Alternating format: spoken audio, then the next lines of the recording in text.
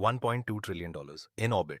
That number comes from the Congressional Budget Office, and it refers to a single defense program, the Golden Dome, America's proposed space-based missile shield.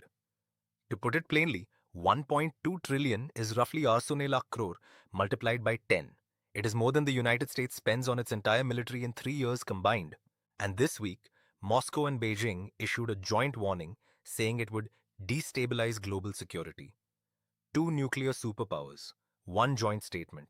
That does not happen over nothing. Here is what the Golden Dome actually is. Not a wall, not a hillside battery of interceptors.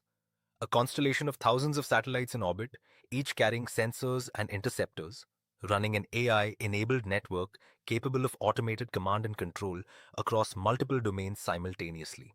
The system is designed to destroy ballistic missiles, hypersonic missiles, and cruise missiles at every stage of flight. Before launch, during boost phase, mid-flight, and on final approach.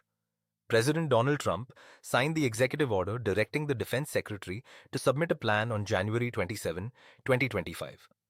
At that point, it was still called Iron Dome for America. The name changed. The ambition grew into something far larger. The honest part of the story is that nobody agrees on what it costs. The White House estimates $175 billion, with the system operational starting in 2029. The Congressional Budget Office puts the figure at $1.2 trillion. The Center for Strategic and International Studies does not even think 2029 is realistic, placing readiness closer to 2035. Three institutions, three wildly different answers. That gap alone tells you something. This is operating at the absolute frontier of what is technically and financially possible. The Golden Dome has a predecessor, and that predecessor's failure haunts every conversation about this one. In 1983, President Ronald Reagan proposed the Strategic Defense Initiative, a space-based missile shield that would render nuclear weapons impotent and obsolete. Critics called it Star Wars. The technology was not ready. The program was scaled back and never fully deployed. What has changed since 1983 is satellite miniaturization, artificial intelligence, and the economics of getting things into orbit. A constellation of thousands of small satellites is no longer science fiction. Whether it is a 175 billion engineering challenge or a 1.2 trillion one is the question that will define the next decade of American defense policy.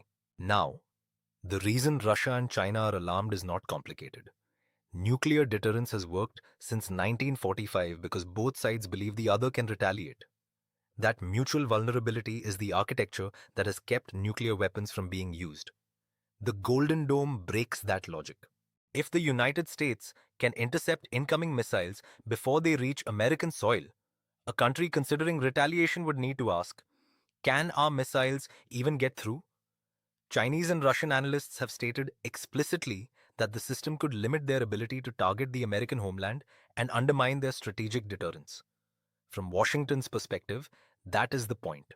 From Moscow and Beijing's perspective, a nation immune to nuclear retaliation faces no consequences for aggression.